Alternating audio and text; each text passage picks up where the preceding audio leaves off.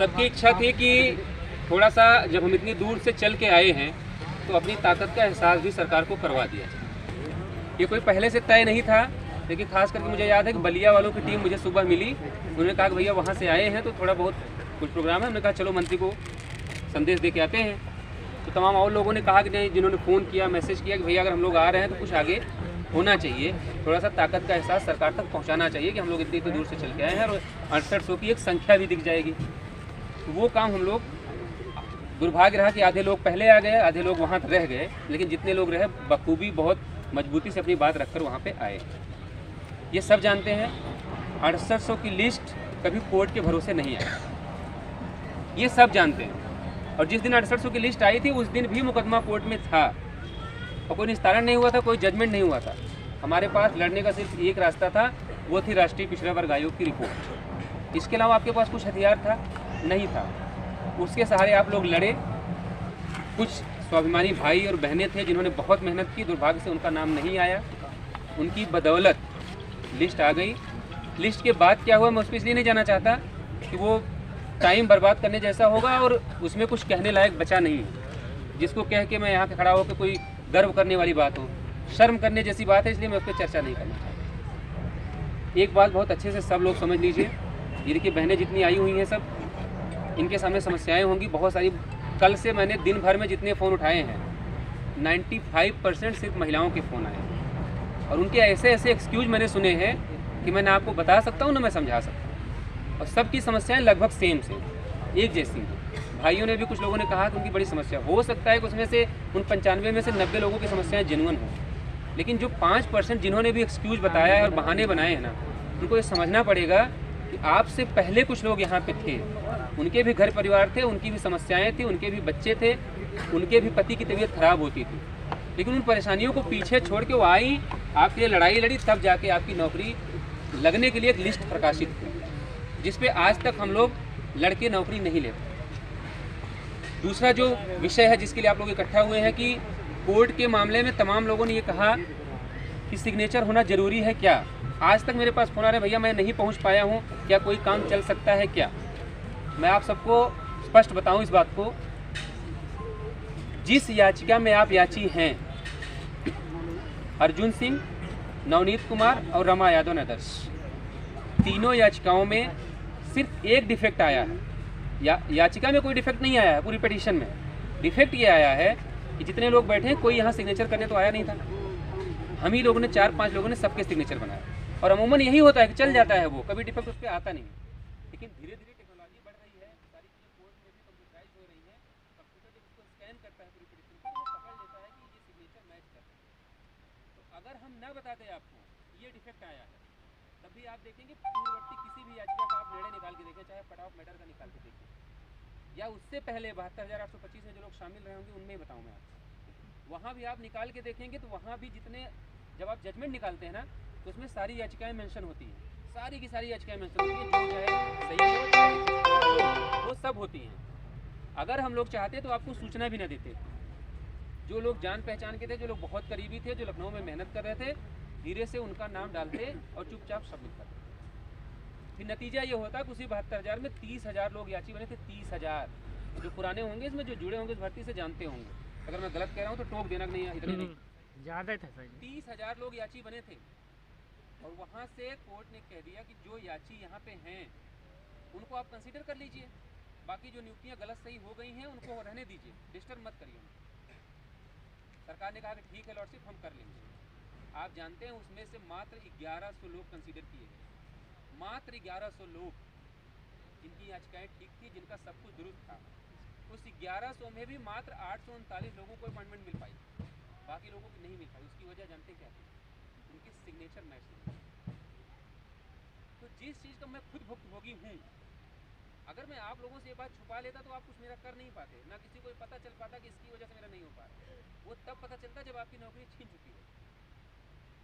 हम लोगों ने साथ के जितने लोगों थे ईमानदारी सबके पास ये सूचना पहुंचा दिया।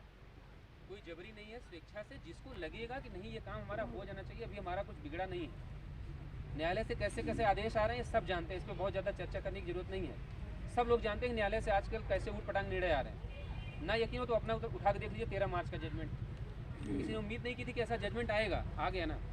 तो हम लोगों ने कोशिश की कि अपने लोगों को एक सूचना दें जिन्होंने बहुत मेहनत की। मैं इसमें तमाम चेहरे देख रहा हूँ जिन्होंने लिस्ट आने के पहले जितने आंदोलन हुए, पहले दिन से आखिरी दिन तक आज भी वो आंदोलन में आते हैं, मेहनत करते हैं। तो उनके साथ इनजस्टिस होता। मेरी चिंता की एक वजह और थी, साथ के लोगों की चिंता की एक वजह और थी। जब ये 6800 की लिस्ट आई तो तमाम उन लोगों का नाम नहीं आया जिन्होंने बहुत मेहनत की और निस्वार्थ होकर मेहनत की थी। उसमें से बहुत सारे लोगों को पता था कि अगर फेयर लिस्ट बनेगी तो हमारा नाम नहीं आएगा। जानते हैं आप लोग नहीं थे, हम लोग मौके पे थे। जिस दिन लिस्ट आई यहाँ पे हंसने से ज़्यादा रोने वाले लोग, और बहुत रोए वो। कितने लोग, हम लोग डर रहे थे कि ऐसा ना हो कि ये मतलब कुछ हो जाए इनको। कितना लोग रो के गए यहाँ से। और उन लोगों ने हम लोगों को विलेन माना कि इन लोगों की वजह से हमारा नाम नहीं आएगा, जबकि हम लोग निर्दोष थे। वहाँ पे विभाग ने लिस्ट बनाई, फेयर लिस्ट बनाई। मेरिट जहाँ खत्म हुई थी वहाँ से 65-53 तक आपकी मेरिट बनाती उन्होंने ओबीसी। बीच में ऐसा तो किसी का हुआ नहीं कि लो गुणांक वाले का नाम आ गया, हाई गुणांक वाला बाहर रह गया। ऐसी तो कोई लिस्ट नहीं बनी थी ना। लेकिन दोषी उन लोगों ने किसको बताया? हम लोगों को बताया कि इन लोगों ने 6800 पे समझौता कर लिया, नहीं तो सीटें 18,000 मिलती। हालांकि अंतरात्मा उनकी जानती है कि 18,000 सीटें कभी नहीं मिलती आपको। वो तो हम लोग इसलिए कहते थे कि 18,000 इनसे मांग रहे हैं, अगर अपने लोगों को बाहर करेंगे तो 18,000 मिलेंगे, नहीं बाहर करेंगे तो 6800 मिले। और मिली 6800। उन्होंने नहीं बाहर किया ना, वो बाहर कर देते आपका दावा होता। चलो बाहर कर दिया, अब 18,598 गिना दो। नहीं किया इसलिए विवाद जिंदा रह गया। तो वहाँ जो लोग रो के गए, हम लोग ये उस बात से इतना दुखी थे कि काश इनके लिए हम लोग कुछ कर पाने की स्थिति में होते। लेकिन दुर्भाग्य ऐसा था कि आप 300 की बात कर रहे हैं, हम लोग 3-3 लाख रुपया लेके खड़े थे कि साहब 1-2 नाम हैं जो बहुत मेहनत किए, उनका नाम किस तरह से आए। कोई सुनने को तैयार नहीं था। बाबू से लेके कर्मचारी से लेके अधिकारी तक कोई सुनने को तैयार नहीं था। 3 लाख छोड़ो, तुम 30 लाख दोगे तब भी इस लिस्ट में हम किसी का नाम शामिल नहीं करवा सकते। तो हमने सब लोगों ने ये तय किया कि हम अपने लोगों को जो भी विसंगति है, जिस वजह से डिफेक्ट हुआ है, वो बात अपने लोगों तक बताएंगे। उनको एक सूचना दे देंगे, रिमाइंडर उनको दे देंगे कि भाई ये दिक्कत है, अगर चाहो तो चेंज करवा लो, ना चाहो तो मत करो। तो जिन्होंने चाहा, और एक सवाल और मेरे मन में है, मैं चाहता हूँ कि इसमें से कोई एक जवाब दे दे तो मुझे भी संतुष्टि मिल जाए, आप लोगों को। मैंने सबसे कहा था कि पिछले आंदोलन में जो लोग आए थे उनको कोई पैसा नहीं देना है। कोई इस भीड़ में कोई एक आदमी है जो ये कहते नहीं नहीं हम आंदोलन में आए थे पिछली बार, तब भी हमसे पैसा आपने जबरी मांगा है? कोई बताए? किसी से लिया गया? आप बताओ, कोई बताओ इसमें से किसी से मांगा गया जो लोग पिछले आंदोलन में आए थे? नहीं मांगा गया। या कोई एक व्यक्ति ये बताए जिसने संयुक्त अकाउंट में उस समय 1,000 के अलावा भी कुछ सहयोग किया था, दोबारा हमने कहा कि नहीं आप पैसा दो तभी आपका नाम जाएगा? ऐसा भी नहीं हुआ। तीसरी बात, जाकिर का अकाउंट जारी किया गया, 3 लाख रुपए जब सर को देनी थी, जाकिर के अकाउंट की जिसने भी स्लिप भेजी उसका नाम हम लोगों ने ऐड किया। मेरे नंबर पे जिन्होंने भेजा उनका नंबर ऐड किया। अगर हम लोग चाहते तो जो लोग आंदोलन में आए थे वो भी 300 देते, जो लोग संयुक्त अकाउंट में कर चुके थे वो भी 300 देते, जो लोग मेरे अकाउंट में पहले भेज चुके थे वो भी 300 देते, और जिन्होंने कुछ नहीं दिया था वो तो देते ही थे। हम लोगों का सिर्फ उद्देश्य इतना था, और बहुत नेक उद्देश्य था। लेकिन जिस ढंग से रिप्रेजेंट किया गया, लोगों तक मैसेज कन्वे किया गया, आज मुझे जानकारी मिली कि प्रतापगढ़ के लोगों को स्पेशली फ़ोन करके बोला गया है कि मत जाओ।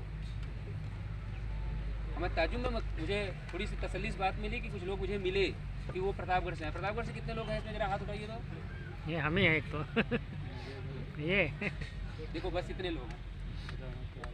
मैक्सिमम लोगों को फ़ोन करके रोका गया है। उन भले लोगों से मेरा एक संदेश कह देना।